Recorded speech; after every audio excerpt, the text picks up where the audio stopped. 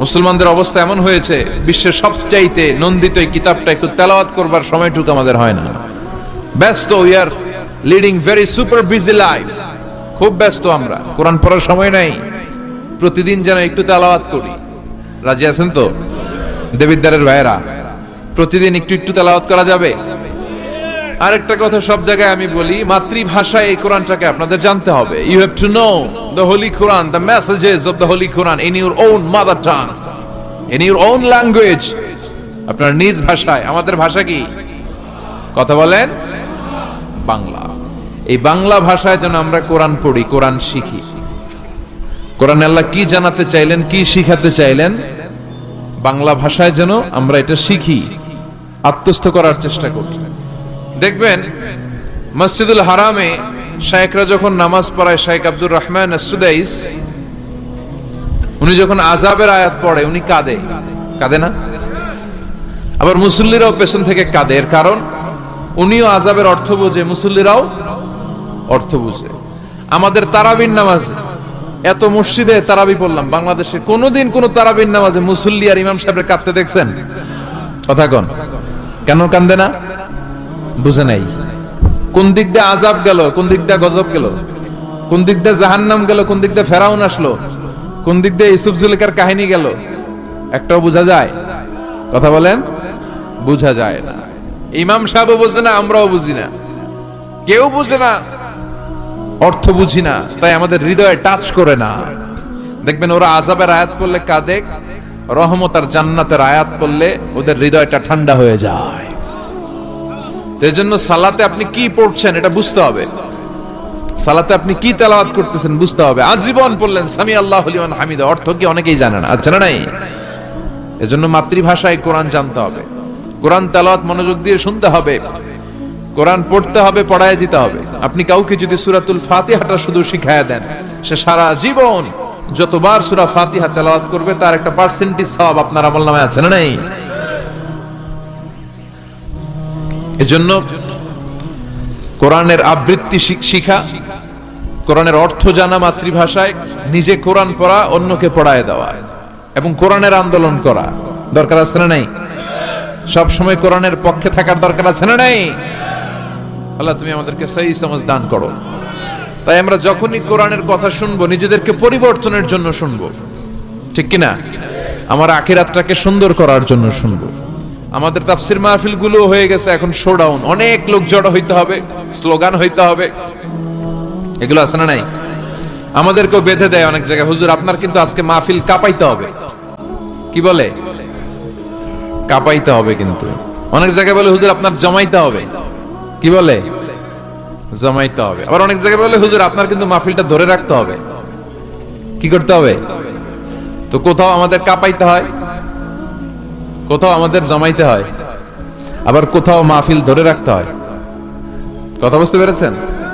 এই মাহফিল কাঁপানো, জমানো, ধরে রাখা, এই টেন্ডেন্সি থেকে আসেন, বেরোয় আসি। We have to make a change. আপনাকে চেঞ্জ আনতে হবে, পরিবর্তন।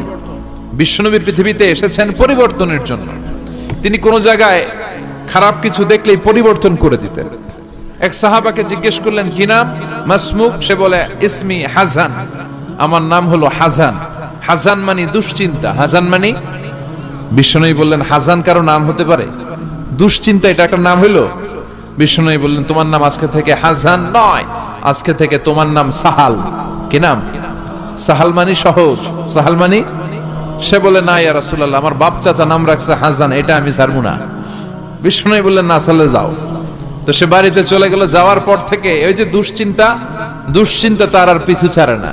তার ব্যবসায় লস, তার চাকরিতে লস, ওর পেটে ব্যথা, ওর মাথায় ব্যথা, ওর জ্বর, ওর মেয়ে কান্দে, ওর বউ দৌড়ায়, ওর পোলায় কয় আমি মরুম। কষ্ট আর জ্বালা ছাড়েই না। সবাই বলে ওই যে বিশ্বনবী তোমার একটা সুন্দর নাম দিছিল, আনো নাই, এর বদদোয়া লাগছে, যাও নবীর কাছে মাফ চেয়ে নামটা চেঞ্জ করে আনো। হাজান ফিরে গেল বিশ্বনবীর কাছে, যে বলে ইয়া রাসূলুল্লাহ আমার হাজান নামের দরকার নাই, গোষ্ঠী কিলাই হাজান, আপনি কি নাম কইছিলেন ওটা কোন? আবার বিশ্বনবী বলে আমি বলছিলাম আনতা সাহাল।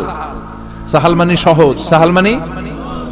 বিশ্বনবীর কাছ থেকে নাম চেঞ্জ করে সাহাল নিয়ে আসলো। সাহাল বলে যেদিন থেকে আমি নাম চেঞ্জ করেছি ওই দিন থেকে আমার জীবনের সব কাজগুলো সহজ করে দিয়েছে কে? কি নবী ছিলেন? খালি চেঞ্জ করে দিতেন। চেঞ্জ করে দিতেন। এক নারীকে জিজ্ঞেস করলেন, মাসমুখী, হোয়াটস ইউর নেম? সে বলে, আমার নাম আসিয়া। আসিয়া মানে অবাধ্য। বিশ্বনবী বলেন, এটা একটা নাম হইলো? তোমার নাম আজকে থেকে জামিলা। জামিলা মানে সুন্দরী, বিউটিফুল লেডি। জামিলা মানে সুন্দরী। সে নাম চেঞ্জ করে জামিলা নিয়ে নিল। সবাই বলল, যেদিন থেকে বিশ্বনবী তার নাম জামিলা করেছে, ওই দিন থেকে মরার আগের দিন পর্যন্ত এই মহিলার সৌন্দর্যে কোনোদিন ভাটা পড়ে নাই। আবার বিশ্বনবী মক্কা থেকে মদিনায় হিজরত করতে গেলেন। বিশ্বনবী বললেন, মাসমুহাদিল আরদ, এই জমিনের নাম কি? সবাই বলল, এই জমিনের নাম ইয়াসরিব। কি নাম? মদিনার আগের নাম ইয়াসরিব। ইয়াসরিব মানে to take revenge from someone, কারো থেকে প্রতিশোধ নেয়া। বিশ্বনবী বললেন, আমি যেই শহরে থাকবো ওই শহরের নাম হবে প্রতিশোধ। How come? It's quite impossible, অসম্ভব। আমি রহমতের নবী, ওমা আরসালনাকা ইল্লা I have sent you as a mercy for the entire universe. ও নবী, আমি আপনাকে গোটা বিশ্বের জন্য রহমত করে পাঠিয়েছি। রহমতের নবী যেই শহরে থাকবে ওই শহরের নাম প্রতিশোধের শহর না। আজকে থেকে এই শহরের নাম তওবা কিংবা তয়বা, পবিত্র শহর। পরবর্তীতে এই শহরের নাম করা হলো মদিনাতুর রাসূল, মদিনাতুন নবী। সুবহানাল্লাহ পড়েন। আবার বিশ্বনবী আরেক এলাকায় সফরে গেলেন। বললেন, মাসমুহাদিল আরদ, এই এলাকার নাম কি? সবাই বলে গাদিরা। কি বলে?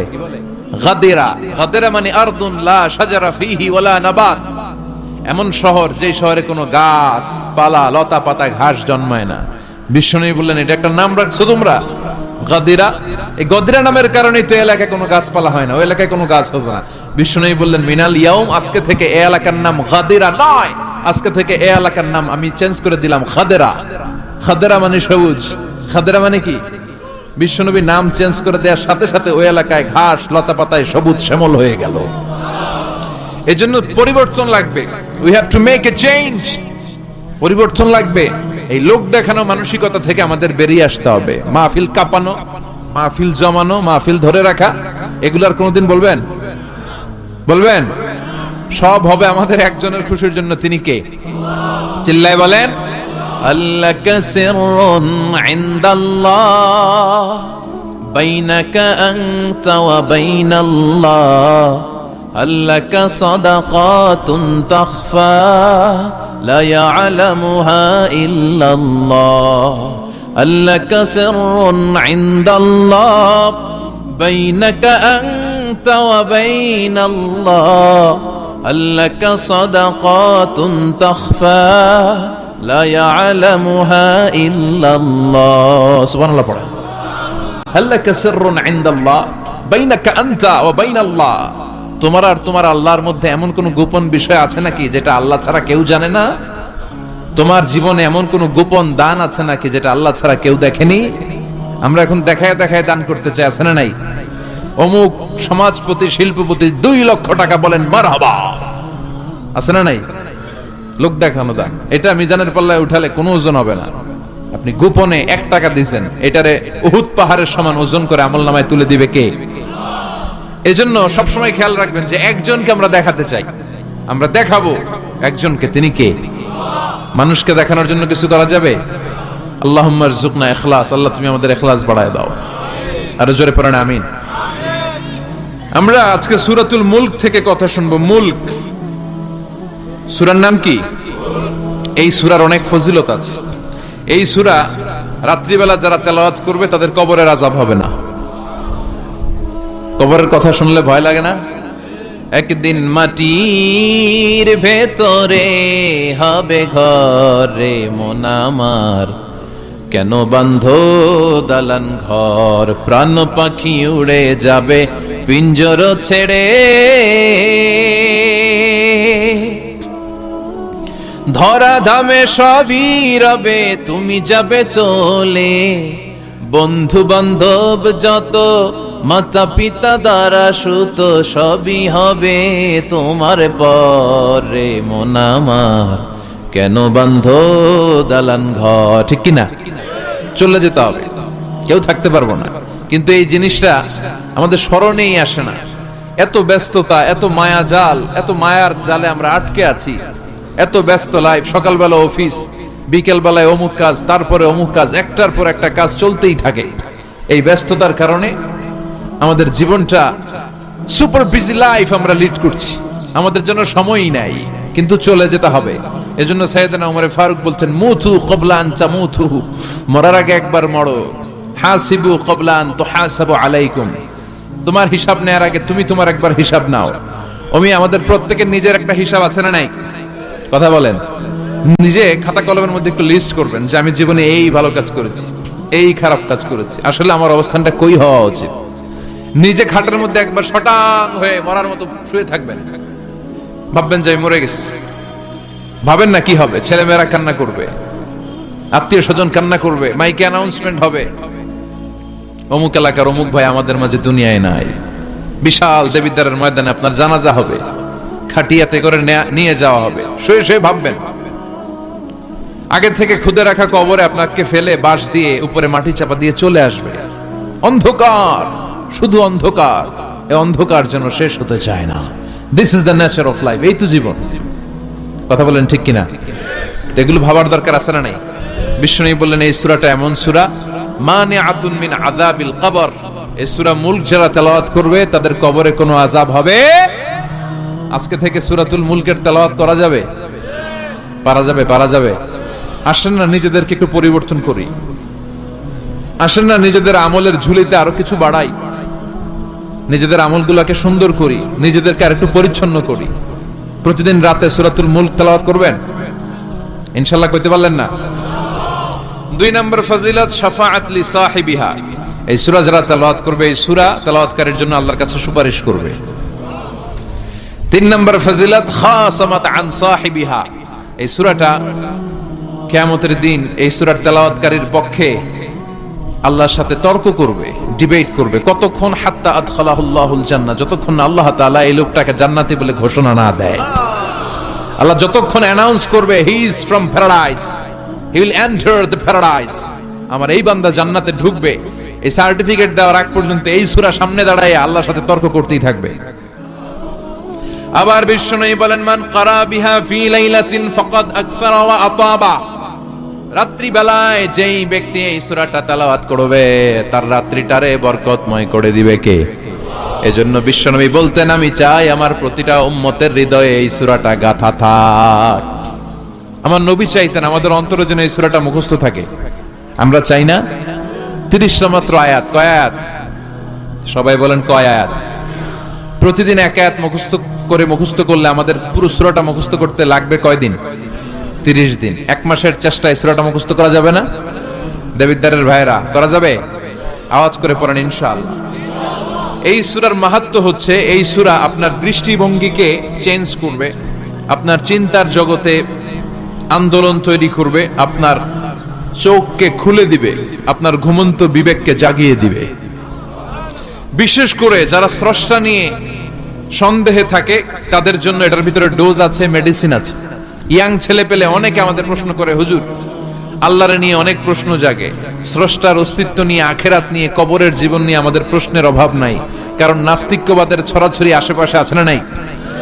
ইয়াং যারা আছে তোমাদেরকে একটা বই পড়ার সাজেস্ট আজকে আমি করে যাই। বইটার নাম অনেকে জানে, প্যারাডক্সিক্যাল সাজিদ। কি নাম? লেখক হচ্ছে আরিফ আজাদ। লেখক কে? আরিফ আজাদ। বইটার নাম প্যারাডক্সিক্যাল সাজিদ। গত 21শে বই মেলা এটা দ্য বেস্ট সেলার হয়েছিল, এজন্য নাস্তিকদের মাথা গরম। কথা বলেন।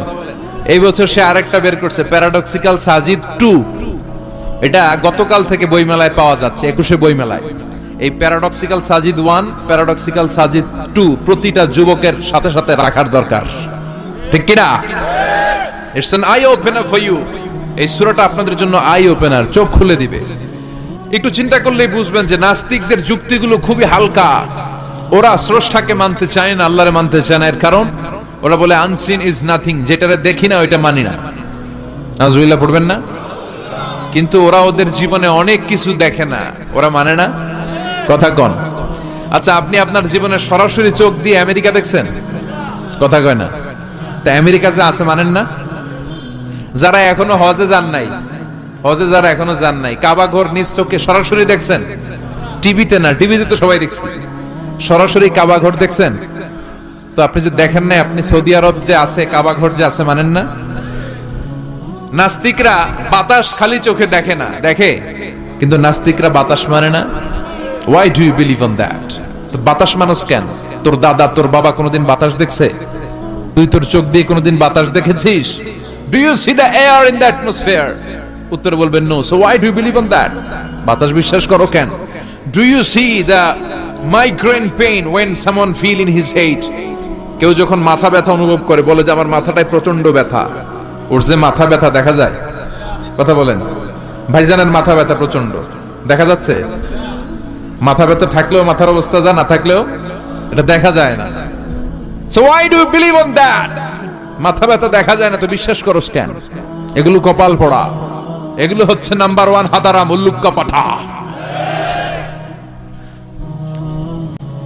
এদের দলিলগুলো একেবারে নড়বড়ে। কুফানগরীতে এক নাস্তিক ছিল, সে বলে বেড়াতো আমি আল্লাহর দেখি না তাই মানি না। কুফানগরীর লোকজন বলে আমাদের এক ইমাম আছে নাম নু'মান ইবনে সাবিত, ওনার সাথে বসলে তুমি আল্লাহরে দেখতে পাবা। সে বলে তাই, তাহলে তোমাদের ইমামকে ডাকো। সাইয়েদনা ইমাম আবু হানিফা টাইম দিলেন, এই জুমার দিন, আজকে জুমার দিন না, এই জুমার নামাজের পরে ঠিক ভর দুপুরে 2টায় সবাই আমরা একত্রিত হব। নাস্তিকও আসবে, সাইয়েদনা ইমাম আবু হানিফাও আসবে। জুমার সালাতের পরে লোকের বন্যা বয়ে গেল, বাঁধ ভাঙা জোয়ার, অনেক মানুষ। নাস্তিক এসেছে, লক্ষ লক্ষ লোক এসেছে, আসে নাই ইমাম আবু হানিফা। আসে না আধা ঘন্টা, 1 ঘন্টা, 2 ঘন্টা পরে আসছে। নাস্তিক বলে এই তোমাদের ইমাম যার কোনো সময়ের জ্ঞানই নাই, এর সাথে কিসের তর্ক? সাইয়েদনা ইমাম আবু হানিফা বলে ইনদি উযর, আমার উযর আছে। কি উযর?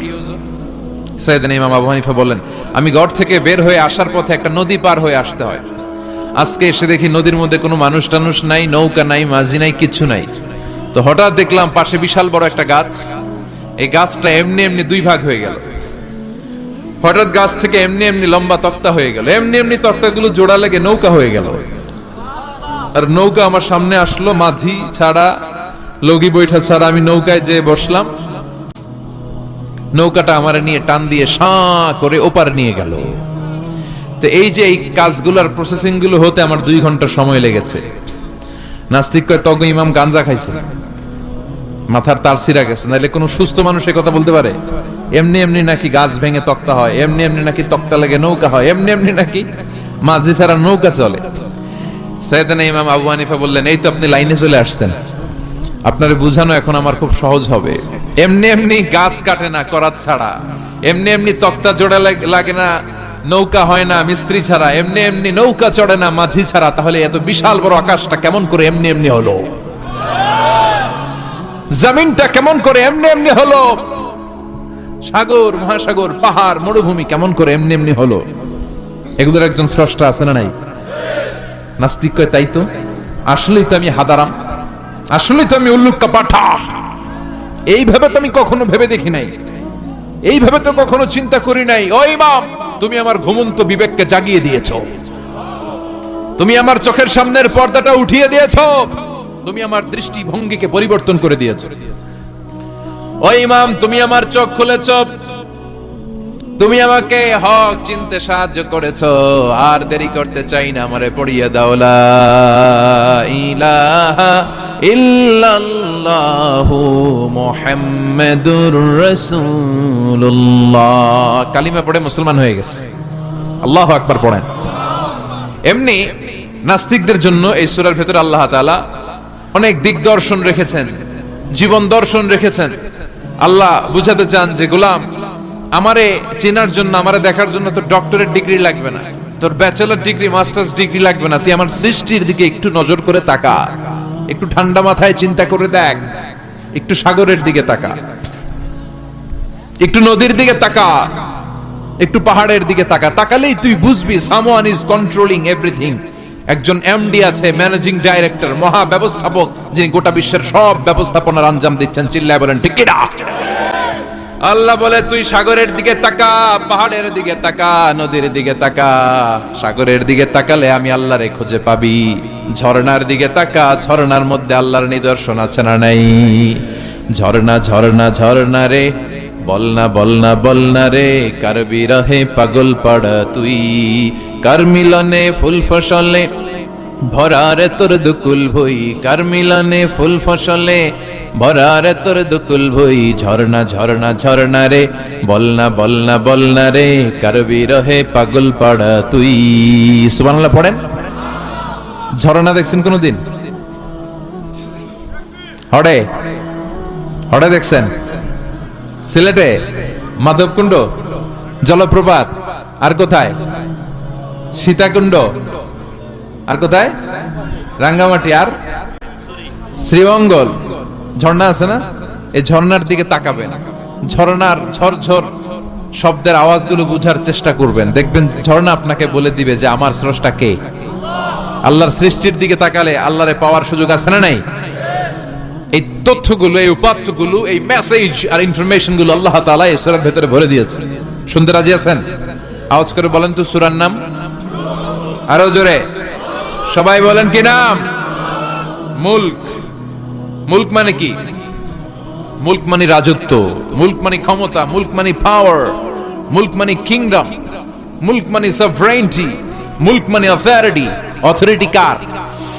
এজন্য রব্বুল আলামিন বলেন তাবারাকাল্লাযী বিয়াদিহিল মুলকু ওয়া হুয়া আলা কুল্লি শাইইন কাদির। সুমহান সেই সত্তা যার হাতে ক্ষমতা, আর তিনি সকল কিছুই করতে ক্ষমতাবান, সবকিছুর উপর কর্তৃত্বশীল। চিল্লায় বলেন ঠিক কিনা? তাবারাকাল্লাযী, সুমহান তিনি, বিয়াদিহিল মুলক, যার হাতে ক্ষমতা। ক্ষমতা কার হাতে? নাকি প্রধানমন্ত্রীর হাতে, র্যাবের হাতে, পুলিশের হাতে, আমনেগো হাতে? আপনারা তো কোন ক্ষমতা সব আমগো হাতে। সকল ক্ষমতার উৎস কে? সকল ক্ষমতার উৎস আল্লাহ। কিন্তু আমরা বলে থাকি সকল ক্ষমতার উৎস জনগণ। এটা যুক্তিতে টিকে না। কি ক্ষমতা আছে আমাদের? কি ক্ষমতা আছে? কোনো ক্ষমতা নাই। মানুষকে আল্লাহ তেমন কোনো ক্ষমতাই দেয় নাই। যেটা দিছে এটার ক্ষমতা বলা যায় না। চিল্লায় বলেন ঠিক। আসল ক্ষমতার মালিক হলেন আল্লাহ। আমাদেরকে তো আল্লাহ দুর্বল করে বানিয়েছেন। ওয়া খালিকাল ইনসানু দাঈফা, আমাদেরকে দুর্বল করে তৈরি করেছে কে? শুধু আমরাই দুর্বল না, আমি দুর্বল, আমার বাপ দুর্বল, আমার দাদা দুর্বল, আমার 14 গোষ্ঠী দুর্বল। আমরা দুর্বলের ঘরের, চিল্লায় বলেন দুর্বলের ঘরের। সেই দুর্বলের ঘরের দুর্বল কয় আমরা সব ক্ষমতার উৎস। কি ক্ষমতা আছে আমার? আজকে মাহফিলের প্যান্ডেলের পেছন থেকে বলে, কেউ যদি বলে ওঠে হুজুর সাপ, কি বলে? সব দৌড়। আমি আমার নানা ঘরে লইয়া দৌড় তুমি এদিকে দৌড়া, চাচা আপন প্রাণ বাঁচা। সাপ কথাটা তো মজা করে বললাম, এতে অনেকে খুঁজতেছে আসলে কি সাপ।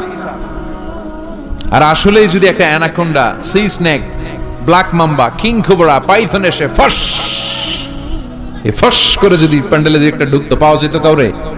কথা কন। তো এই হচ্ছে আমাদের ক্ষমতা। সাপ বাদ দেন, বাবা ব্যাংক চিনেন? চিনেন না? না, দেবিদ্বারে তো বাবা ব্যাংক নাই। কি করে? খালি লাফায়। 10টা ভাও ব্যাংক, 2টা এই স্টেজে, আর বাকি 8টা প্যান্ডেলে যদি ছেড়ে দেওয়া হয়, ভাও ব্যাংক আর কি লাভ দিবে? এর চেয়ে বড় লাভ দিবেন আপনারা? ভাও ব্যাংকের চেয়ে বড় লাভ দিয়ে আমরা দৌড়াইতে শুরু করব। কত অসহায় আমরা, কত দুর্বল। বল্লা পোকা, মৌমাছি আমাদেরকে কামড় দিয়ে উড়াল দেয়, এটারে ধরে যে মারমু এটাও পারি না। কুত্তা এমন করে কামড়াইলে আমরা কুত্তারে কামড়াইতেও পারি না। কি অসহায়। পিঁপড়া কামড় দিলে আমরা কিছু করতে পারি না। কানের ভিতরে যদি কারো পিঁপড়া ঢুকে থাকে বুঝবেন সে মজাটা কি। হ্যাঁ, বাঁচার কোনো সুযোগ নাই, কোনো ক্ষমতাই নাই। এরপরও আমরা বলি সব ক্ষমতার মালিক আমি। দেখবেন যাদের ডায়রিয়া হয় আর 5-7 বার টয়লেটে গেছে, এর চেহারার দিকে তাকানো যায় না। বৈশা গেছে, বৈশা যান।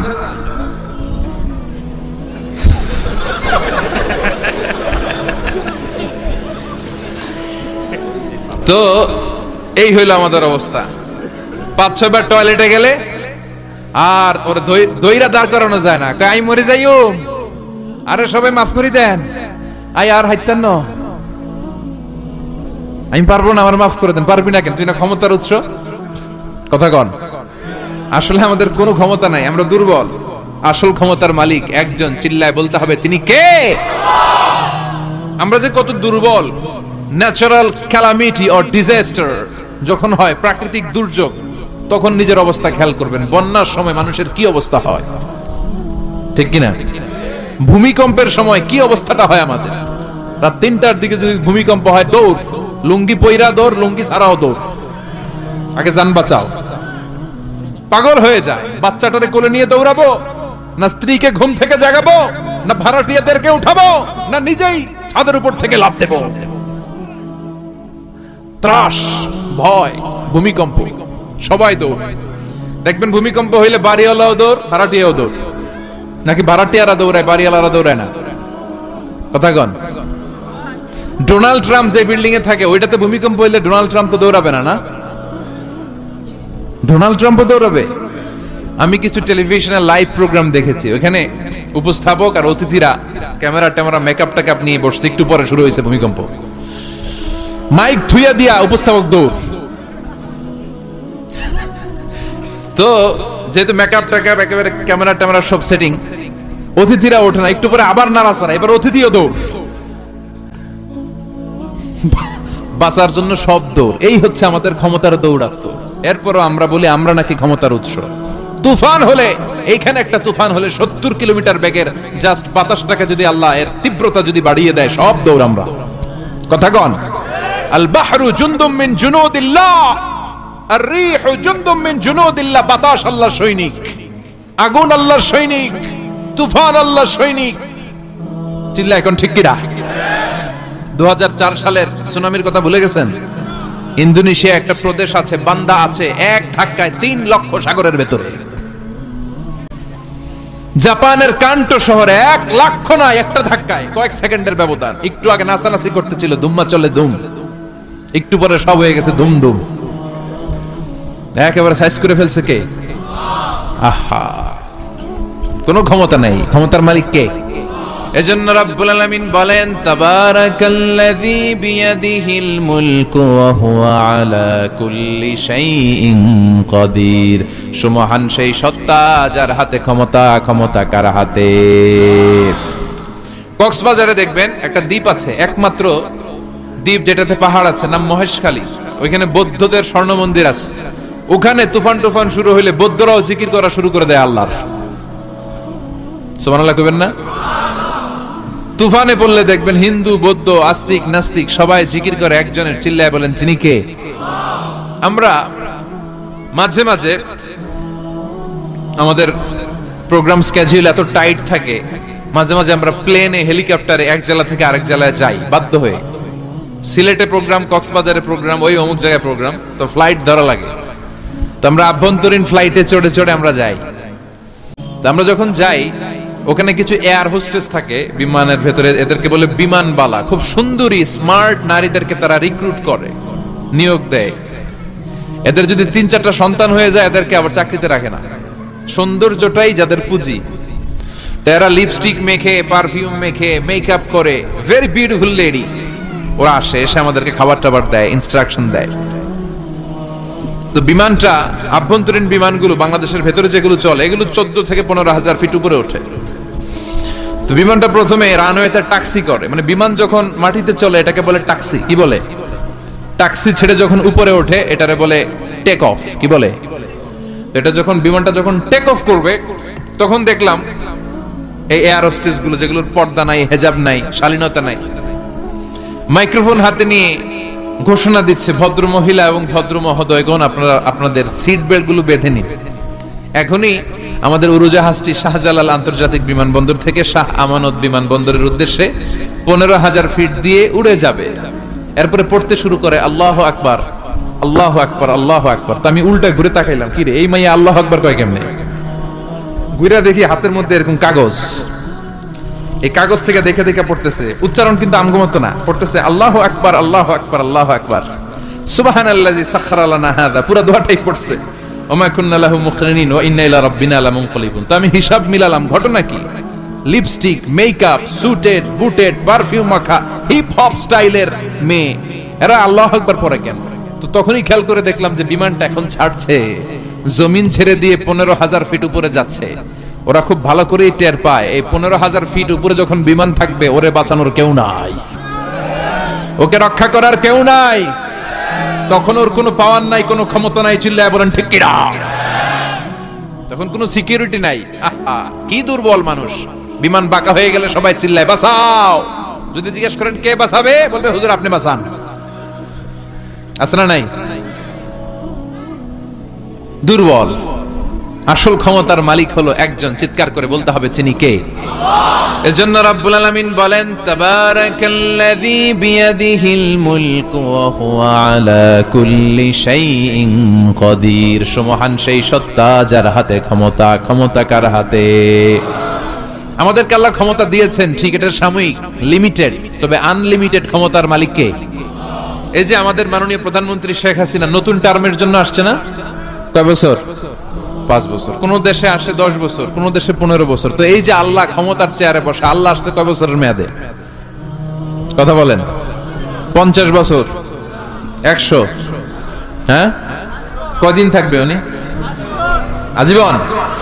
রব্বুল আলামিন বলেন হুয়াল আউয়ালু ওয়াল আখিরু ওয়াল যাহিরু ওয়াল বাতিন ওয়া হুয়া বিকুল্লি শাইইন আলিম। আল্লাহ বলে আমি প্রথম, আমার আগে কেউ নাই, ঠিক কি না? ওয়াল আউয়ালু ওয়াল আখির, আমি শেষ, আমার পরে কেউ নেই।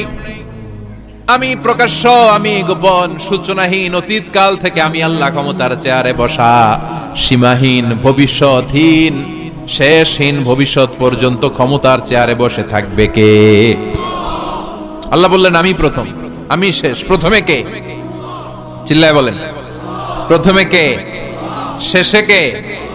প্রথমে আল্লাহ আল্লাহ, শেষেও আল্লাহ আল্লাহ, আকাশে আল্লাহ আল্লাহ, জমিনে আল্লাহ আল্লাহ। সবাই পড়েন, প্রথমে আল্লাহ আল্লাহ, শেষেও আল্লাহ আল্লাহ, আকাশে আল্লাহ আল্লাহ, জমিনে আল্লাহ আল্লাহ। নিখিল জাহান গায়ে গুণগান, তার নামে গায় আমরাও গাহি তাআলা, হামদে বারি তাআলা, হামদে বারি তাআলা, হামদে বারি তাআলা।